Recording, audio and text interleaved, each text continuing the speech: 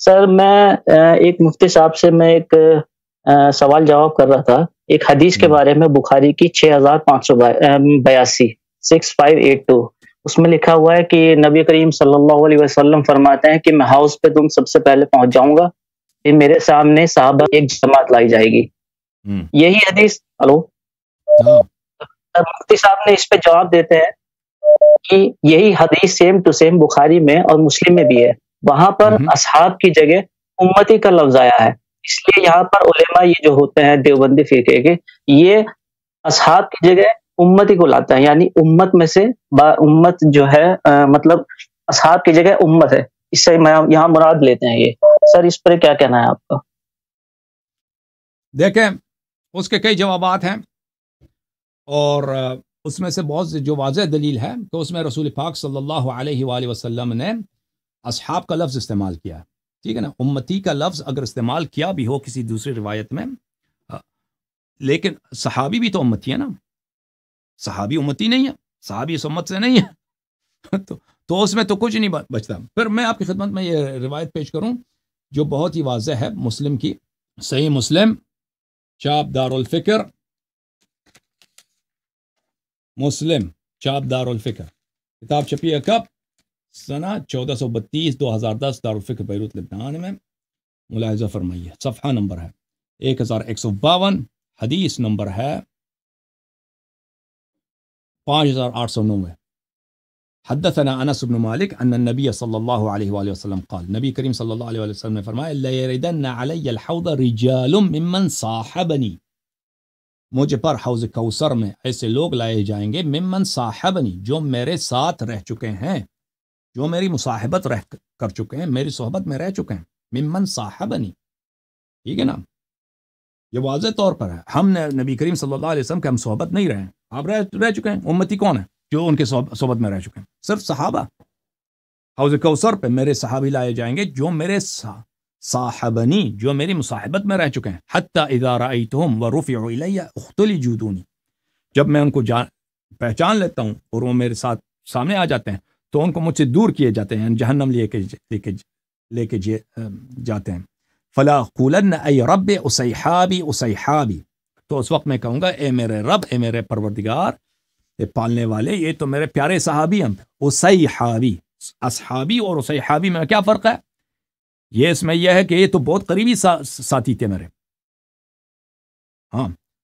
فَلْيُقَالَنَّ لِي، پر اس وقت مجھ سے کہا جائے گا، إِنَّكَ لَا تَدْرِي مَا أَحْدَثُوا بَعْدَكَ، آپ کو پتہ نہیں ہے کہ انہوں نے دین میں کیا نئی نئی باتیں ایجاد کی ہیں، دین میں نئی نئی باتیں ایجاد کی ہیں۔ تو یہاں سے پتہ یہ چلا کہ جن لوگوں کو حوض کوثر سے بگایا جائے گا وہ ہیں جو رسول پاک صلی اللہ علیہ وسلم کی صحبت میں رہ چکے ہیں، صحابی ہیں، ٹھیک ہے نا۔ اور وہ ان کی گناہ کیا ہے کہ انہوں نے نبی کریم صلی اللہ علیہ وسلم کے بعد دین میں نئی نئی باتیں انہوں نے ایجاد کی ہیں، اور میں آپ کو پتہ ہے پھر یہ لوگ کون ہیں؟ یہ صحابی ہیں اور یہ دین میں نئی نئی باتیں ایجاد کی ہیں۔ لازمی بات ہے کہ میرے محترم ناظرین کہ دین میں نئی چیزیں ایجاد کرنا اس کو بدعت ہی کہتے ہیں، اور کچھ اور چیز ہی نہیں ہے بدعت کے علاوہ۔ تو بات یہ ہے کہ میرے محترم ناظرین، کون سے وہ صحابی تھے کہ دین میں انہوں نے نئی نئی باتیں ایجاد کی ہیں؟ دیکھیں، ایک جو عام صحابی ہوتا ہے جس کا اثر رسوخ نہیں ہوتا، جو معاشرے میں وہ اس کی لیڈرشپ نہیں ہوتی، وہ دین میں بدعت داخل نہیں کر سکتا ہے؟ نہیں کر سکتا۔ اب آپ کے معاشرے میں دیکھیں، مثلا فرقے کیسے بنتے ہیں، کون دین میں بدعت داخل کر سکتا ہے؟ وہی جس کی فالوئنگ ہو، جس کی لوگ اتباع کریں۔ اگر کوئی شخص میری اتباع نہیں کرتا، میرا کوئی سننے والا نہیں، میں دین میں بدعت داخل کر سکتا ہوں؟ میں کیسے داخل کر سکتا ہوں؟ کوئی میری بات ہی نہیں جب سنتا۔ دین میں بدعت داخل کون کرتا ہے؟ وہ صحابی یا وہ عالم دین، وہ فرد دین میں داخل کرے گا جو لوگ اس کو معزز مانتے ہیں، جس کا اثر رسوخ ہے، جس کی بات کی اثر ہے معاشرے میں، ٹھیک ہے نا۔ مثلا فرض کریں ایک شخص نیا فرقہ بنا لیتا ہے، گمراہ فرقہ، فرض کریں قادیانی، مرزا غلام احمد قادیانی جو ہیں۔ اب قادیانی اگر وہ ایسا شخص، وہ عالم دین ہے، اس کا اثر رسوخ ہے، اگر مرزا غلام احمد قادیانی ایسا آدمی ہوتا ہے جو بالکل اس کی کوئی فالوئنگ نہیں ہے، تو وہ کوئی اس طرح بدعات دے کے آ سکتا تھا کہ میں نبی ہوں، میں فلان ہوں، میں فلان ہوں، کچھ اس کا کوئی اثر ہی نہیں ہوتا، ٹھیک ہے نا۔ بات یہاں پر ہے کہ صحابہ میں سے کچھ جہنم لے کے یہ جائیں گے، وہ کون ہیں؟ صحابہ ہوں گے۔ لفظ مسلم میں نے آپ کا دکھا دیا، ممن صاحبنی، پہلی بات. دوسری بات ان کی گناہ کیا ہوگی؟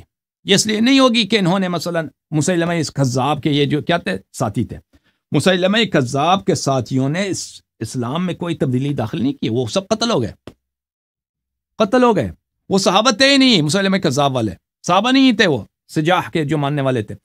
تو یہ لوگ جو مرتد ہو گئے ہیں جہنم لے کے جائے جائیں گے، یہ صحابی ہیں اور عام صحابی نہیں ہیں. وہ صحابی ہیں جنہوں نے دین میں بدعت داخل کیا. اور صحابہ میں کس نے دین میں بدعت داخل کیا؟ وہی لوگ جو لیڈرشپ کے مقام پہ پہنچے تھے، جو قیادت کے منزلت پر پہنچے تھے.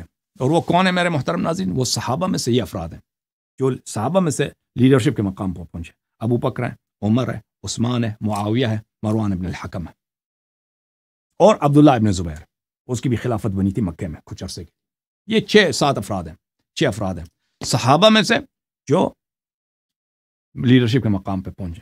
تو یہ لوگ ہیں، ٹھیک ہے نا.